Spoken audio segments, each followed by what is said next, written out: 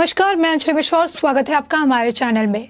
अभी हाल ही फिलहाल में अखिलेश यादव का समर्थन करने के लिए पश्चिम बंगाल की मुख्यमंत्री ममता बनर्जी आई हुई थी और बनारस में उन्होंने जनसभा को संबोधित भी किया था।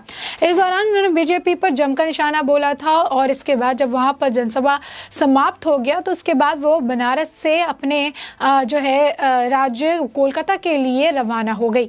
अब ऐसे में आपको बता दें कि रवाना होने के ही दौरान पश्चिम बंगाल के मुख्यमंत्री और तृणमूल कांग्रेस की प्रमुख ममता बनर्जी की चार्टर्ड फ्लाइट को कोलकाता हवाई अड्डे पर लैंड करते समय एयर टर्बुलेंस का सामना करना पड़ा।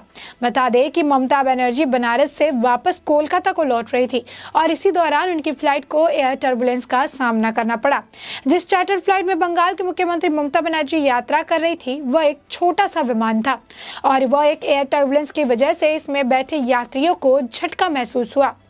एयर टर्बुलेंस से विमान को लगे झटके में किसी के भी हाथाहाथ होने की खबर तो सामने नहीं आई है, लेकिन इस झटके से ममता बनर्जी के पीठ में दर्द की शिकायत निकलकर सामने आई है।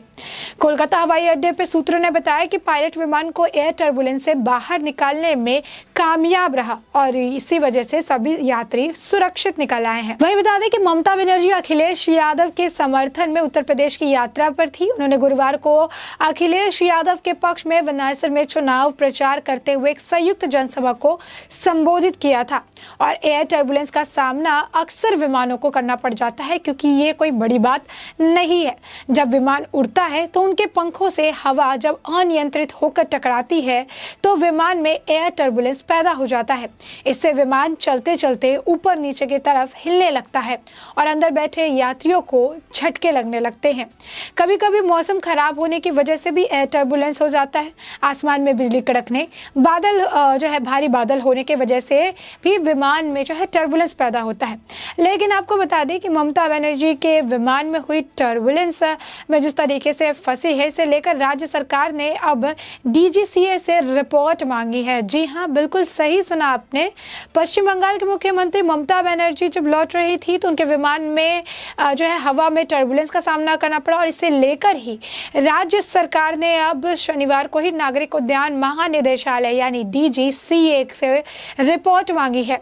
और बता दें कि उन्होंने कहा कि राज्य सरकार ने डीजीसीए से यह भी जानना चाहा है कि यह विमान जिस मार्ग से उड़ान भर रहा था उसे लेकर पूर्व में अनुमति ली गई थी या फिर नहीं।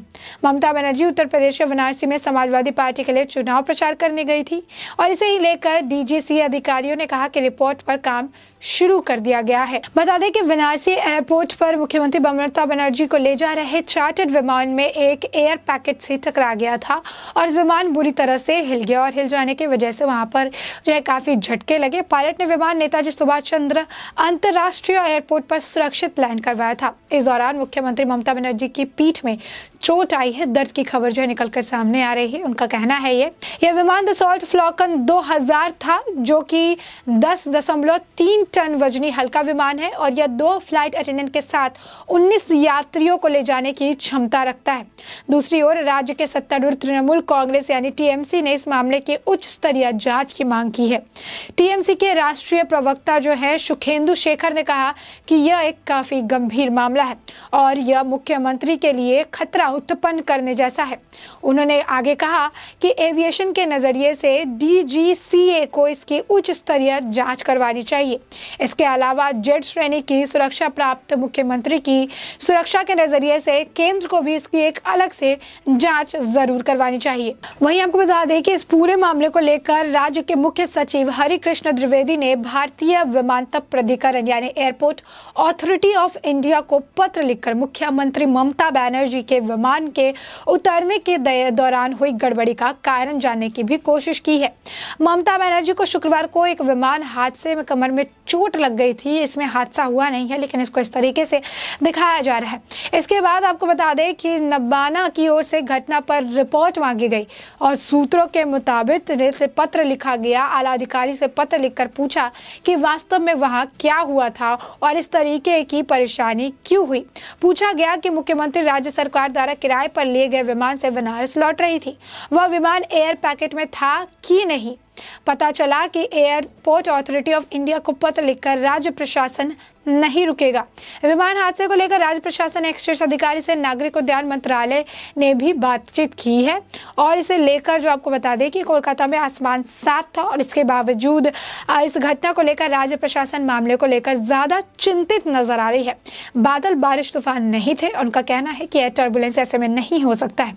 इसके बावजूद विमान में अचानक डगमगा गया, जिसके चलते पायलट को काफी तेजी से करीब 5000 फीट की ऊंचाई से नीचे उतार दिया गया। नतीजतन विमान में एक जोरदार झटका लगा।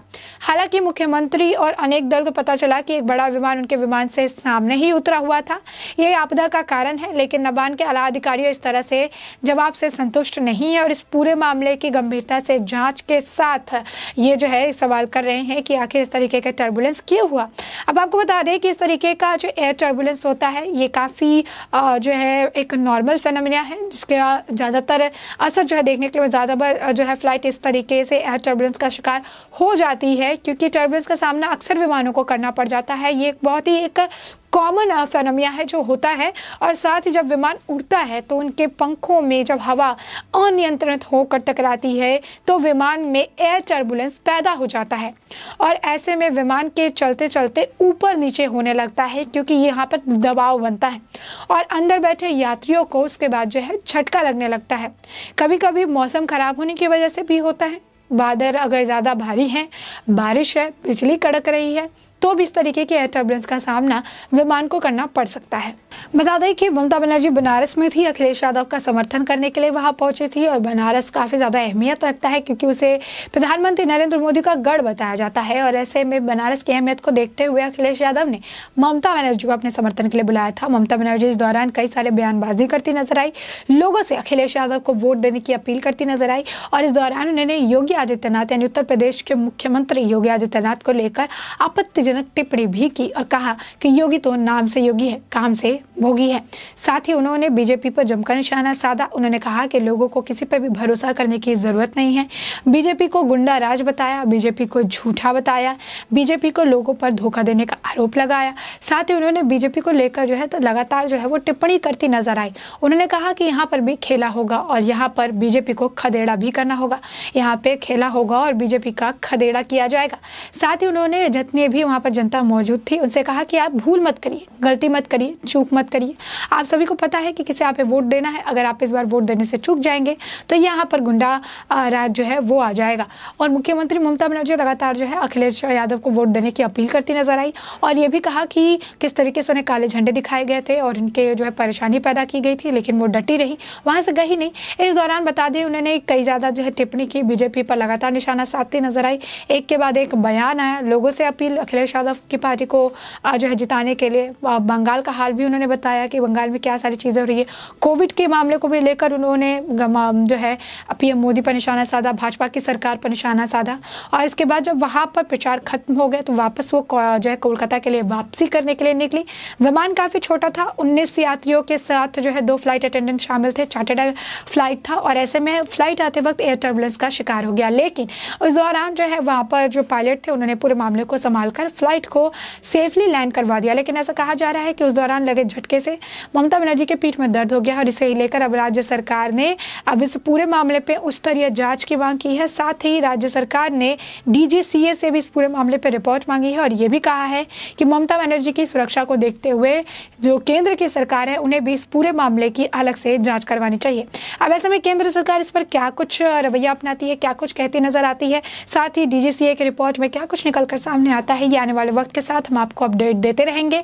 लेकिन तब तक के लिए इस पूरे मुद्दे पर आपकी जो राय हो हमें कमेंट सेक्शन में कमेंट करके ज़रूर बताएं।